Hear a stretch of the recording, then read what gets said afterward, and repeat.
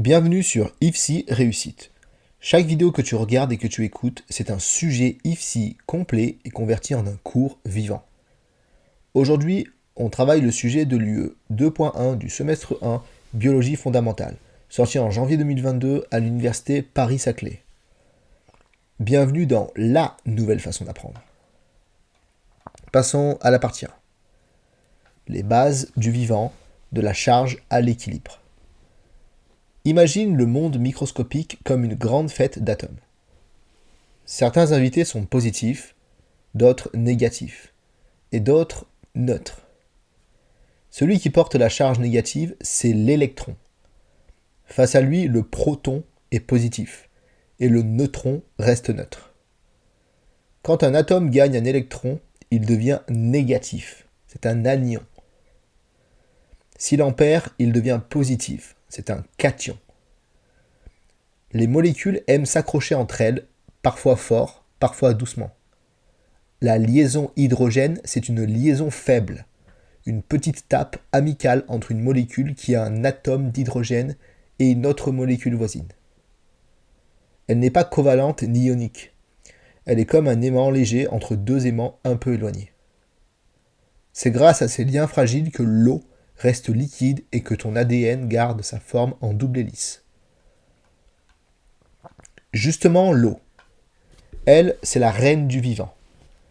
Solvant universel, elle dissout presque tout, transporte les nutriments, élimine les déchets, régule la température. Et contrairement à ce qu'on croit parfois, elle n'est pas rare. Ton corps est un océan miniature. Chez l'adulte, les apports hydriques doivent être d'environ 2,5 litres par jour. Toutes sources confondues, boissons, aliments, métabolisme. En dessous, le corps tire la langue. Au-dessus, les reins s'affolent. Quand on parle de pH, on parle d'équilibre entre les ions H+, qui sont acides, et OH-, qui sont basiques. Un pH est égal à 7 et neutre, comme l'eau pure. Plus bas, c'est acide. Plus haut, c'est basique. Mais pH classique ne confond pas neutre avec sain. Ton estomac est acide, il a un pH à 2. Et c'est très bien comme ça.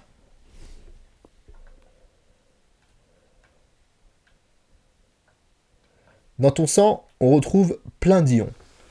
Sodium, potassium, calcium, chlore. La natrémie, c'est la concentration en ion sodium, Na+, dans le plasma. Elle est vitale pour l'équilibre hydrique et la conduction nerveuse. Normalement, la kaliémie, le potassium, tourne autour de 3,5 à 5,5 mmol par litre. En dessous, c'est crampes et troubles du rythme. Au-dessus, le cœur s'arrête. Et puis, il y a l'oxygène, ce carburant silencieux. Il sert à fabriquer l'ATP, l'énergie cellulaire. C'est l'hémoglobine qui le transporte dans le sang, comme un taxi rouge dans tes artères. Le dioxygène, O2, représente environ 21% de l'air ambiant, pas 80%. C'est un piège fréquent. Enfin, souviens-toi des 3 grands acteurs du vivant. Carbone, hydrogène et oxygène. Ces 3-là forment presque tout ce qui vit. Pense à eux comme au trio CHO. Carbone pour la structure, hydrogène pour l'énergie et oxygène pour la respiration. Le reste, des figurants de luxe mais indispensables à petite dose.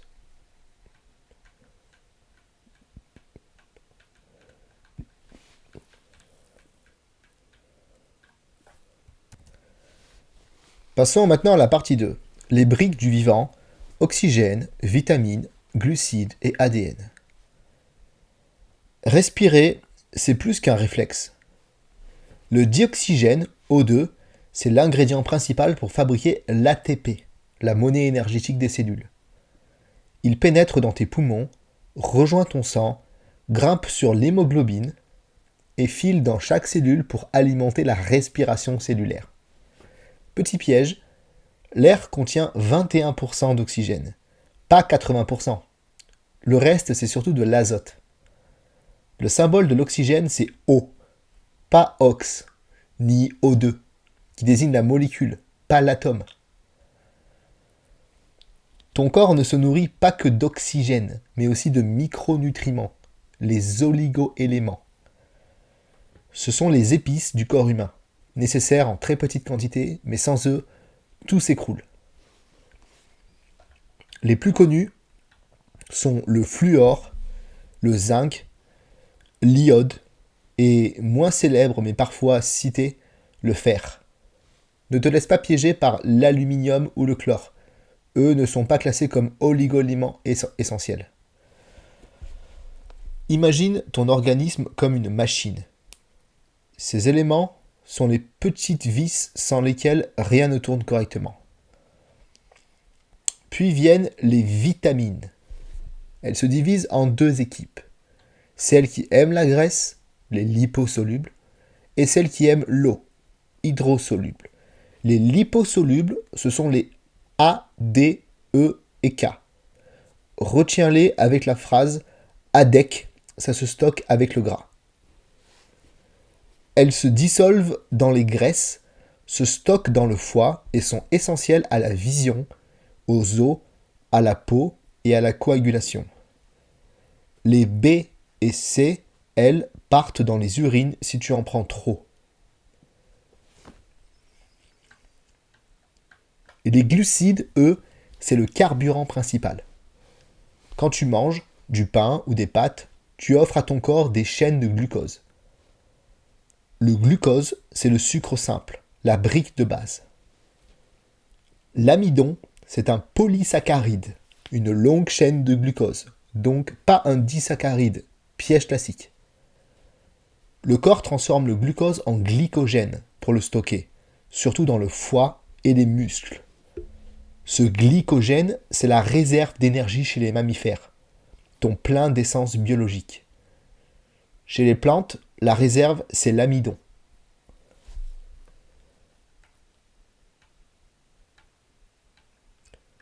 Les lipides, eux, c'est la réserve à long terme. Parmi eux, il y a les phospholipides, des lipides membranaires qui forment les murs des cellules. Chaque phospholipide a une tête qui aime l'eau, hydrophile, et une queue qui la fuit, hydrophobe. Grâce à cette double personnalité, ils forment spontanément une membrane cellulaire, un peu comme des filets de sardines qui s'alignent dos à dos pour éviter l'eau. Et oui, ils contiennent du phosphore, d'où leur nom. La comparaison avec les filets de sardines est intéressante parce que elles ont une tête et une queue et elles sont dos à dos, donc c'est très ressemblant avec la queue qui la fuit et la tête qui aime l'eau. Et en plus, dans les sardines, il y a du phosphore, donc c'est pas forcément une comparaison qui parlera à tout le monde, mais voilà.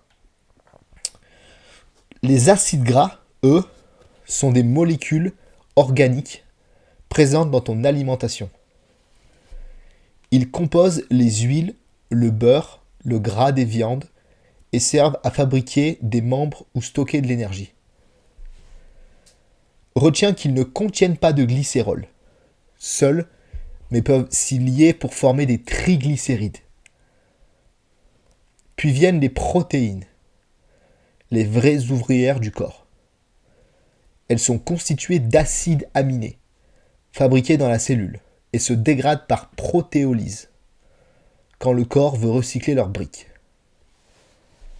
Leurs besoins quotidiens, c'est environ 10 à 15% des apports énergétiques, pas 80%. Gros piège de QCM. Elles participent à tout, structure, muscles, peau, transport, hémoglobine, défense, anticorps, enzymes. Justement, les enzymes, ce sont des protéines catalyseurs biologiques. Elles accélèrent les réactions chimiques sans être consommées. Elles ont besoin d'un pH et d'une température précise pour fonctionner. Trop chaud, elles dénaturent comme un œuf qui cuit. Exemple, les transaminases qu'on dose dans le sang pour vérifier le foie. Retiens, enzyme égale accélérateur vivant, fragile mais indispensable. Et enfin, le tout petit début de tout, c'est l'atome, la plus petite unité du vivant. plus petit que la molécule, c'est le Lego fondamental. À partir de là, tout s'assemble. Atome, puis molécule, puis organite, puis cellule, puis tissu, puis organe, puis organisme.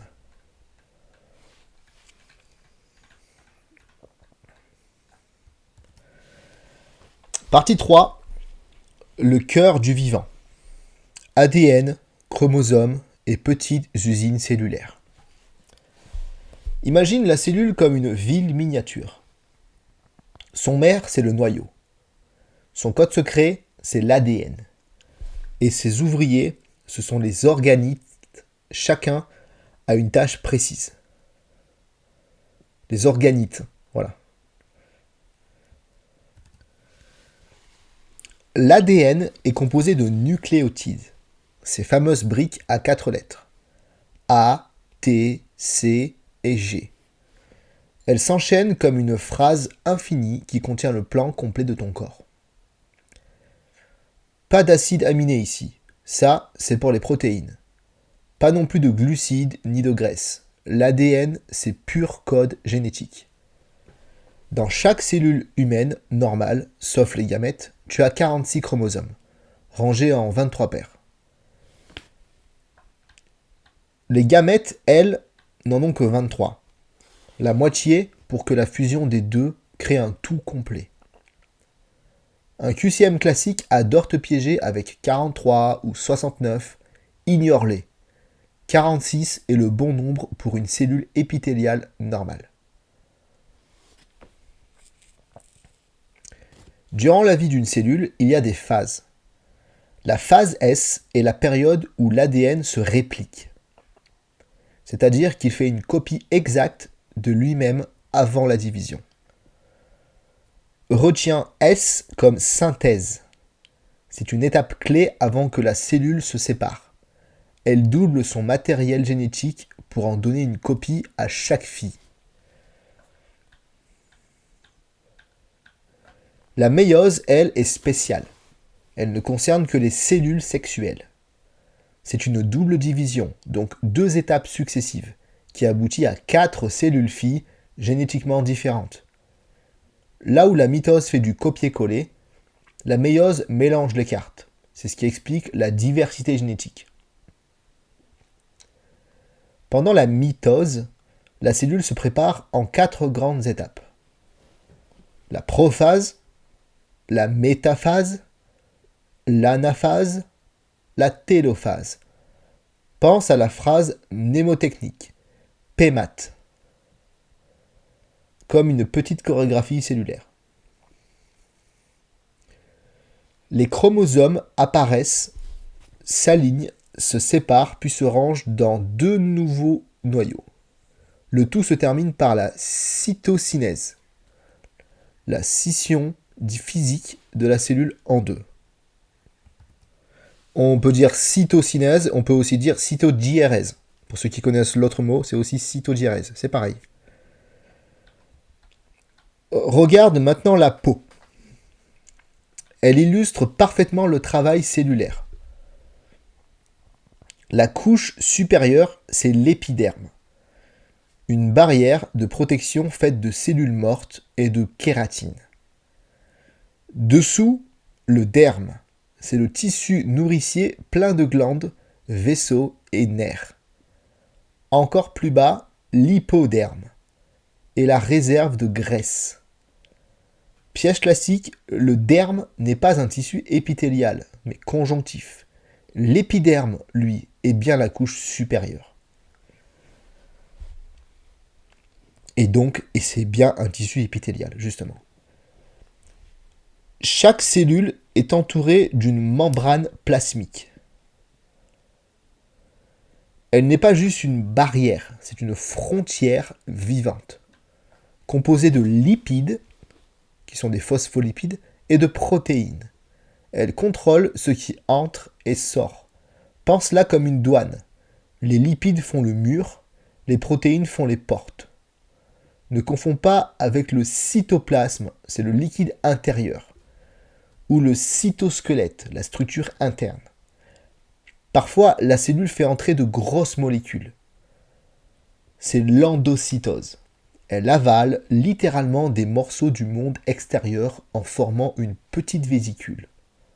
Le mouvement inverse, c'est l'exocytose. Elle crache des substances vers l'extérieur. Aucun rapport avec les ribosomes ou la mitochondrie. Ce sont d'autres ouvriers spécialisés. À propos, presque toutes les cellules humaines, sauf les globules rouges, contiennent des ribosomes pour fabriquer les protéines, des mitochondries, ce sont les centrales d'énergie, un noyau qui garde l'ADN et des peroxysomes pour détoxifier les déchets. Les chloroplastes, eux, c'est uniquement chez les plantes. Les ribosomes, ce sont les imprimantes 3D de la cellule. Ils traduisent l'ARN messager en chaînes d'acides aminés. Autrement dit, ils fabriquent les protéines à partir du plan envoyé par le noyau. Ils sont faits d'ARN, petits et sans membrane, souvent collés au réticulum endoplasmique rugueux. Et enfin, la mitochondrie, c'est la centrale électrique. Elle transforme le glucose et l'oxygène en ATP, la fameuse énergie cellulaire. Elle est aussi appelée le siège de la respiration cellulaire. Retiens, sans mitochondrie, pas d'énergie, pas de contraction musculaire, pas de vie. Et non, elle n'a rien à voir avec l'appareil de Golgi. C'est un autre piège de QCM.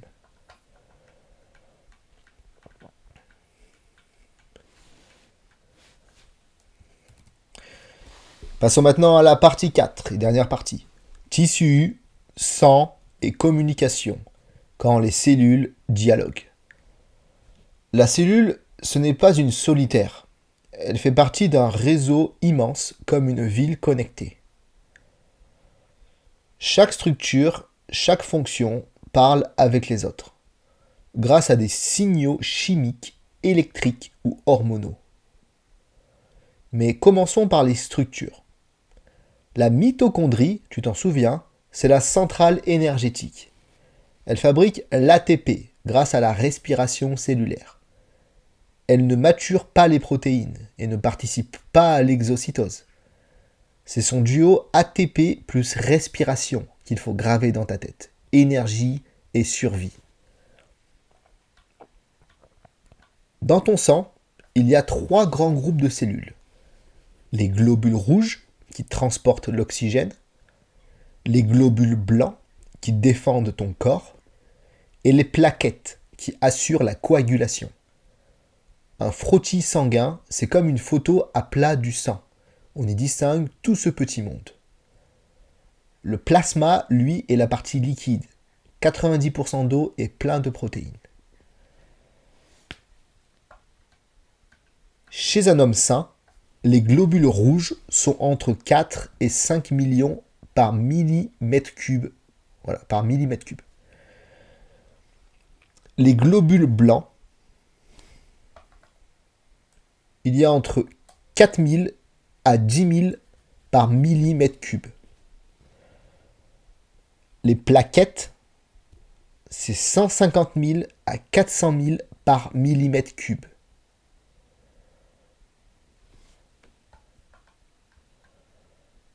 Donc, retiens cette phrase, 4 à 5 millions pour les rouges, 4 à 10 000 pour les blancs, et 150 à 400 000 pour les plaquettes. Elles tombent tout le temps. L'hémostase, c'est l'art de stopper une hémorragie. Elle a 2 temps. Primaire, c'est la formation du bouchon plaquettaire. Secondaire, c'est la coagulation avec la thrombine qui transforme la fibrinogène en fibrine. Ensuite, quand le corps veut enlever le caillot, il fait une fibrinolyse. Piège QCM, la fibrinolyse, c'est l'inverse de la coagulation, pas une étape de l'hémostase primaire. Entre les cellules, la communication se fait de 4 manières principales. Il y a la communication endocrine, par les hormones, à distance via le sang. Il y a la communication paracrine entre voisines à courte portée. Il y a la communication autocrine, c'est une cellule qui se parle à elle-même. Et il y a la communication neurocrine via les neurones. Pense-y comme à 4 niveaux de messagerie. Texto à soi-même, discussion de voisinage, message postal et transmission nerveuse. Les jonctions communicantes, elles, sont les portes entre cellules. Elles permettent le passage direct de petites molécules ou d'ions. Elles sont présentes dans le muscle cardiaque ou les synapses électriques. Elles permettent une réponse ultra rapide, un peu comme un câble Ethernet entre deux ordinateurs. Attention, elles ne sont pas imperméables, et surtout, elles ne sont pas sur la membrane nucléaire. Dans le système nerveux, la star, c'est le neurone. C'est une cellule excitable et sécrétrice, capable de transmettre un message électrique. Elle possède des dendrites, c'est les antennes qui reçoivent, et un axone, le câble qui conduit. Et aussi des synapses, c'est les zones de contact. Et comme toutes les cellules, elle a des mitochondries. Sans énergie, pas d'influx nerveux. Donc c'est pour ça qu'il faut des mitochondries. Le neurone n'est jamais seul. Il est entouré des cellules gliales. Ce sont les techniciens de surface du cerveau. Elles isolent les neurones, nourrissent, nettoient et surtout forment la gaine de myéline. Grâce à cette gaine, l'influx nerveux saute de nœud en nœud et va plus vite. C'est le principe de la conduction saltatoire. Retiens, myéline égale vitesse. Pas de myéline égale lenteur, voire trouble, comme dans la sclérose en plaques. La synapse, c'est la zone de communication entre deux neurones. Elle peut être chimique ou électrique. Dans la synapse chimique, le neurone libère des neurotransmetteurs par exocytose dans la fente synaptique. Ces neurotransmetteurs comme la dopamine, l'acétylcholine, la sérotonine sont les messagers chimiques qui passent d'un neurone à l'autre.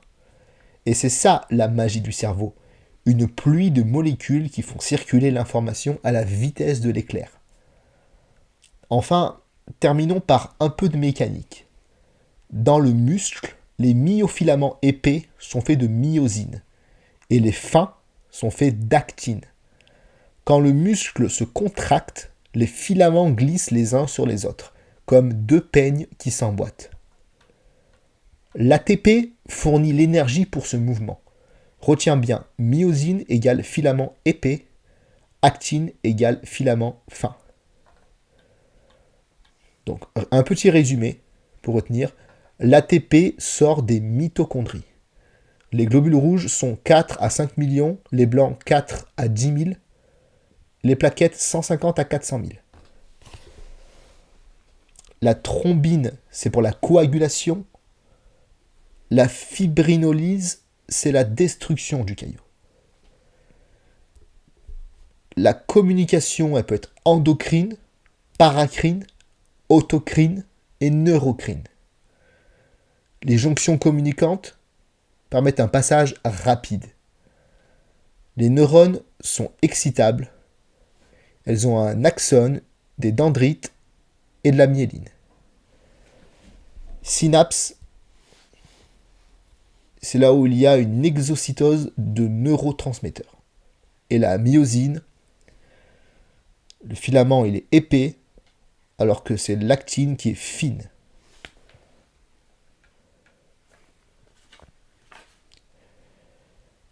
Tu viens d'écouter IFSI Réussite, la méthode qui transforme les sujets IFSI en savoir clair, vivant et utile. Ce sujet vient s'ajouter à tous les autres que tu trouveras ici. Chaque vidéo te fait progresser parce que chaque sujet sont complémentaires entre eux et te donne les notions pour valider toutes tes unités d'enseignement. C'est ça la méthode IFSI Réussite, apprendre par la diversité des sujets, pour que ton cerveau crée des ponts entre les notions et retienne tout ce qui tombera à l'examen et sans effort. À force d'écouter et de lire ces cours, tu finiras par tout connaître sans t'en rendre compte. Pas besoin de relire 100 fois les mêmes polycopiés, ici tu avances sujet après sujet, UE après UE, jusqu'à construire une base solide pour valider tes 3 années d'IFSI. Parce que la réussite, c'est pas une question de chance, c'est une question de méthode. Et cette méthode, tu viens de la vivre. C'était IFSI Réussite, le savoir vivant, clair et efficace.